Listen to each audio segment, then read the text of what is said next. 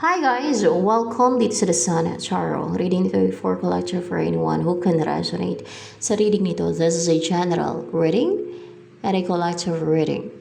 Your energy at this time. I am worthy of abundance. I open the door. Money loves when it comes more and more. Money loves me. Money needs me. Money wants me. I am worthy of abundance. I open the door. Money loves when it comes more and more. Money loves me. Money needs me. Money wants me. I am. Ano pa? Energy mo yan. Clearing yung judgment. Wala nagka-clouded sa judgment mo. And hindi ka din natitenga o hindi ka natitenga kasi hindi na clouded yung judgment mo kasi hindi ka na pipisti and hindi nagsasucceed ang pagpapahiwalay nila sa inyo ng person mo or yung ginagawa ng scheme para maghiwalay kayo palagi or ng karelasyon mo o kung sino may makarelasyon mo or para magpatuloy na hiwalay kayo ng person mo or kung sino man ang makarelasyon may maghiwalay kayo. Hindi nagsasucceed yung kanilang ginagawa, nag-end na yon. Pero pa, may nag-close na cycle, may nag-end na cycle, may natapos, may nag-kompleto. So ano pa? Nare-reject mo etong pinapajuggling ka. Na-reject mo yan, pinapajuggling ka nila. At yung ginagawa ka nilang maging defensive, nare-reject mo yan. See? It's the scheme of your enemies or hidden enemies. The fool. Hindi na nakapag-take ng risk or nakapang-atake o nakagawa ng move, no? Mga ganun yan. Nakagawa ng move, oh. Itong gustong mamanakit sa'yo. Yung mga gustong man-destroy sa'yo. Instead, backfire sa kanila.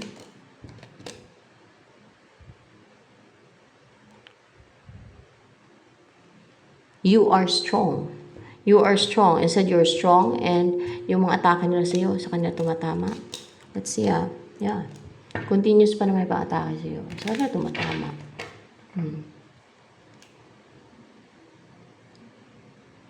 Yung mga akala nila ay, yung nakachat ko dati ay si Channel Park.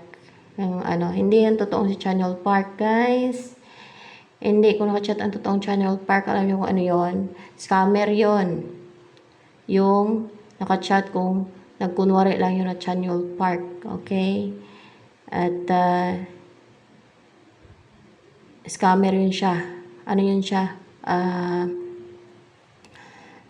African yun. Nagkunwari lang yun na si Channel Park. Hindi yun totoong si Channel Park. So, sa mga naiinggit na akala na si Channel Park, no? Hindi ho yan. Totoong si Channel Park. African yun. Okay? At hindi magkakagusto sa hindi na ako nag-ambisyon ng mga ganon, no? Ng mga Channel Park. Masyado na mataas yun. You know, I'm kasi, realistic kasi ako. Hindi ako yung delusional na klase ng tao. Hindi ako yung nakaharap ng gising, no? So, ayan. I'm just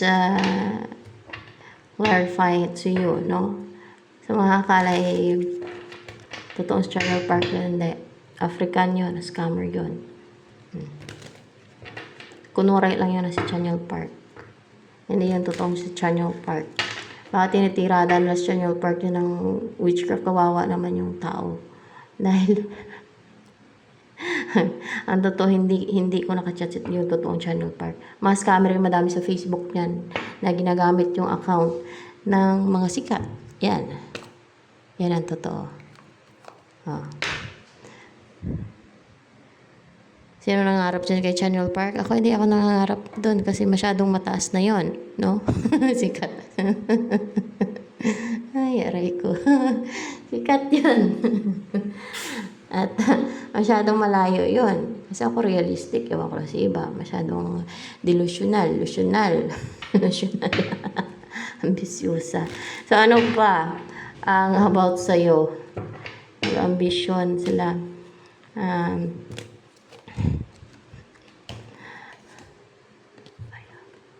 Emotion, intellect. Yung sinasabi kong sikat, iba yun. Na Korean. Yun ang meet ko yun sa hotel dati. Iba yun siya. Sa Channel Park, hindi totoo sa Channel Park. Yung nakachat ko, madami nagpe-pretend na mga sikat dyan. Kayang-kaya lang naman na yung gayahin yung picture, pangalan, di ba? Eto, emotion, intellect. Mas pugi yung nakilala ko dun sa hotel dati. Sa Channel Park nyo. Mas pogi yun. Mas attractive yun. Parang may pagka-American yung, ewan ko baka may half, siguro half American yun siya, half Korean. Hindi na nakaharap ng mga ganyan. Diyos mio. Na-atake ako ng iba dahil kay Channel Park. Hindi ko nakachat talaga yung totoong Channel Park. African yun. Kasi madami. Madami nagkukunwari kasi na sila yun, no? Kunwari, mga sikat, kagawa sila ng mga fake accounts. Dami. Yan. Yon, isa yon. Isa yun sa mga nakachat ko. Dami account.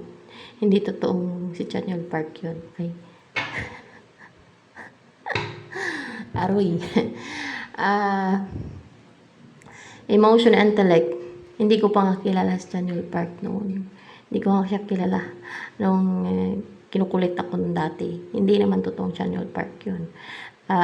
African yun siya. Kunwari lang. Emotion, intellect.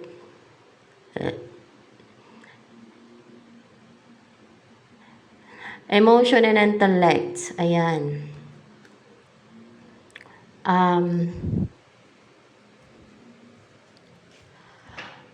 Strong and courageous. Yung iyong personality. Ayan o. Powerful kasi may face ng dragon dito. And balance yung emotion and intellect mo. Nagkakaisa sila. They're united. Ayan. Ano pa? About sa'yo. Ayan. I am worthy of abundance. I open the door. Money loves me. It comes more and more. Money loves me. Money needs me. Money wants me.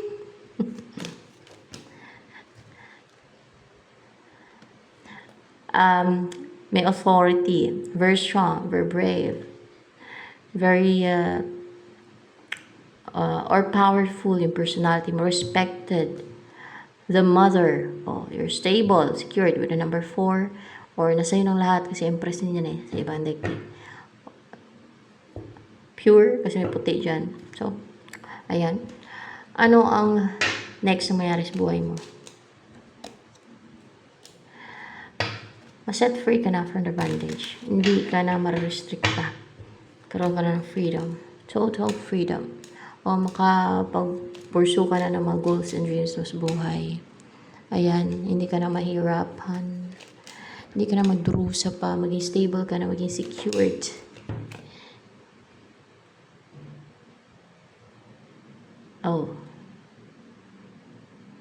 And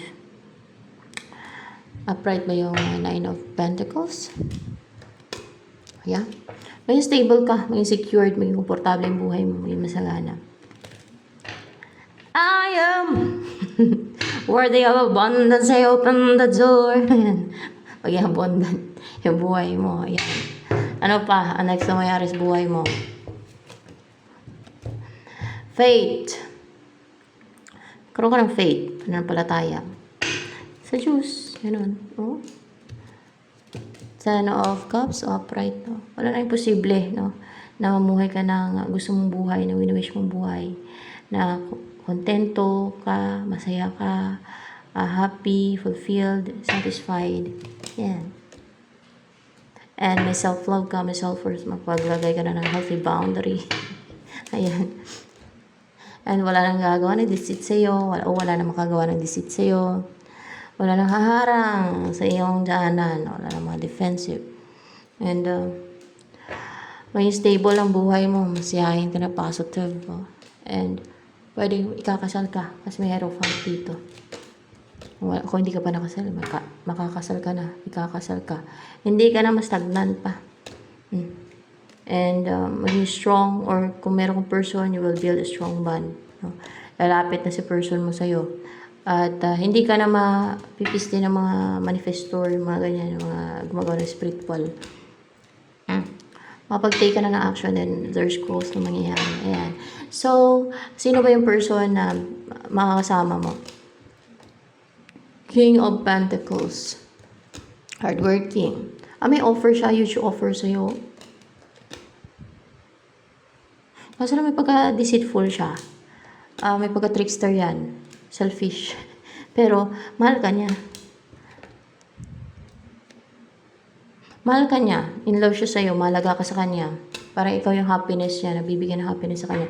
And then, malaki itong offer sa'yo. Magsama kayo. Yan. Ito naman, magsama kayo sa isang bahay. Mag-purchase ka ng house and lot. And then, doon na kayo magsama. Siyempre. Nag-overthink siya sa'yo. May stress siya. Overthink siya ng overthink. Ayun o. Gusto niya ng mataki, kumilos. Gusto niya matahimik yung isipan niya. Gusto niyang mataki sa'yo para mawala na yung problema niya. Gusto niya nang i-offer to, of course, para hindi na siya na-stress, para makatulog na siya na maayos. Maybe na yung tulog niya. And then, upright pa itong temperance, palang pa yan eh. Yeah, gusto niya ma-align na kayong dalawa. Oh, at offer niya yung cup of love niya sa'yo. Magsama na kayo. Ayan, magkaroon na ng harmony, balance sa inyong dalawa. Oh, and then, mamuhay na kayo ng peaceful, may peace of mind. And then, lalayo kayo. Saan? Sa dadalhin ka niya. Kung saan man niya gusto. Hindi. Ilalayo ka niya.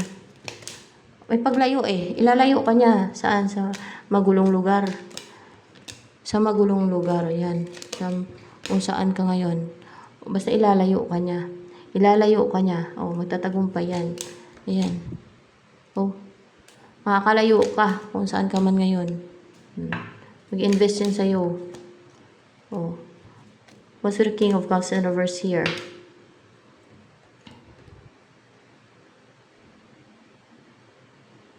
May mga cold na gusto ay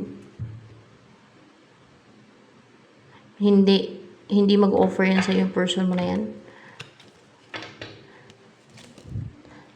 Yun na nga eh, pinagtutulong-tulungan ka nila para hindi mag-offer yung person mo na yan sa'yo.